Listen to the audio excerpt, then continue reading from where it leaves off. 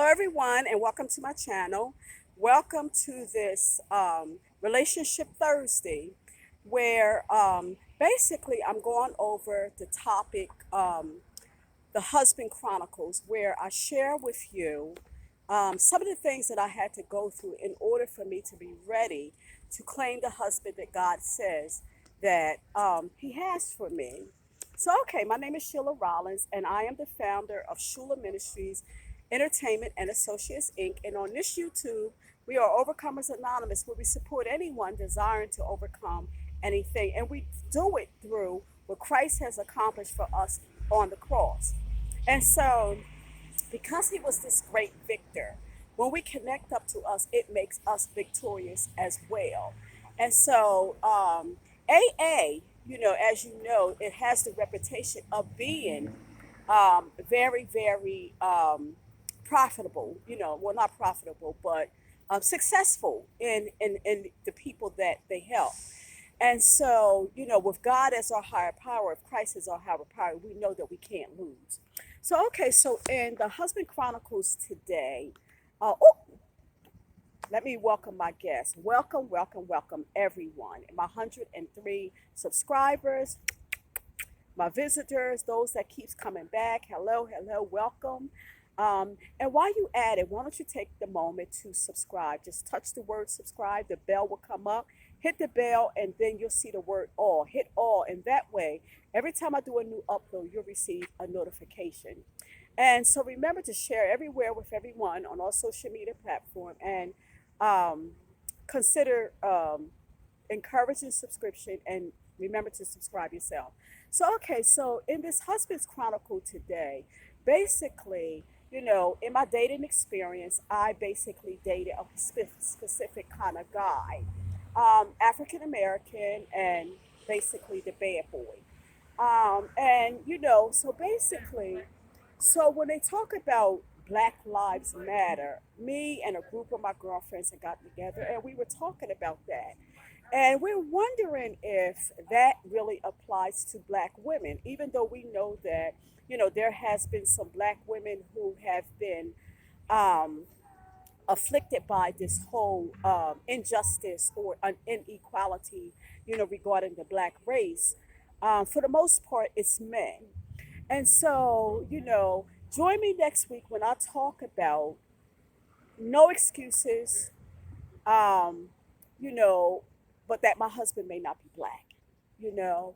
And so, like I said, that's next week. So today I'm dealing with basically that um, Black Lives Matter. It's like when I think about that, it's like for the most part, me and other women in our conversation that we've tried to stick with the black man. For the most part, none of us have ever been outside of our race. And not that, we prejudice or anything that like that. It's just the way that it happened. But however, in our dating experiences with black men, it appears that we as black women have not mattered. So Black Lives Matter, does that include the black women? We wonder if it includes the black women. I mean, as a black woman, as black women, we talked about, that, we have been beaten, we have been spat on, we have been raped, we have been cursed out, we have been cheated on. And this was all at the hand of the black man. And one person said they wonder in this Black Lives Matter thing that if this is basically restitution to the black man for what he's done to the black woman. Because certainly it appears that our lives did not matter, when it comes to sticking with our brother. And like I said, join me next week when I talk about no apologies, no excuses, but my husband may not be black. And I'm okay with that because I know that we're not separated regarding race. We're separated regarding belief. God says for us not to be with an unbeliever. Okay, so I'm okay with it. I never did it before or anything like that, but I have experienced it, my black brother. Now I know that I have not experienced, I've only experienced a certain type, and that was basically the bad boy. That had a lot to do with how I felt about myself at the time, trying to get approval. Being I didn't live with my father. It's like a lot of scenarios have to do with me being with that kind of guy.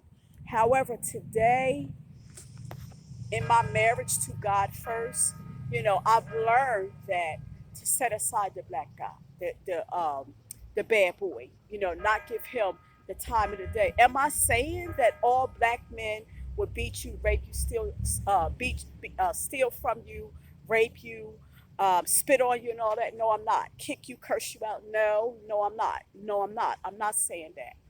You know, um, but I am saying that we need to keep still as black women, and we need to allow God to lead us and to guide, and all women period. We should allow God to lead us and guide us into the person that he would have to be us to be with, and not choose ourselves, and not to look at ourselves for whatever has happened to us, to not to look at ourselves as second, not worthy of anything. But we can look at ourselves as children and daughters of the Most High God, deserving of something, deserving the best that God has to offer us, and not settle for less, thinking that because we were raped, that we didn't deserve anything.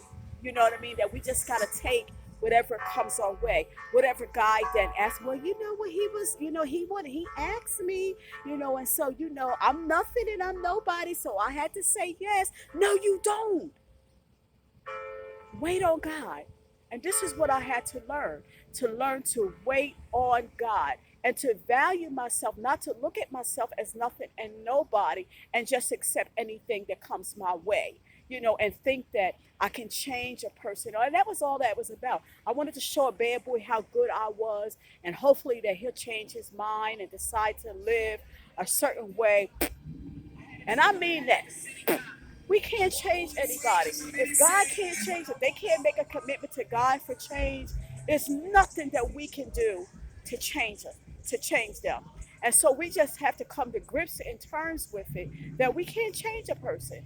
And if we think that we have any good in us, we need to submit every good thing that we have to God. That He can broaden us to bring into our lives somebody that He will have in our life and not go on our own understanding. Okay, I love you. This is all I have for you. Now, unto him that is able to keep you from falling and to present you faultless before the presence of his glory with exceeding joy, to the only wise God, our Savior, be glory and majesty, dominion and power, both now and ever. I love you. I see you in the next YouTube. Remember to share everywhere with everyone on all social media platforms. Encourage subscription as you share, and remember to subscribe yourself. See you in the next YouTube.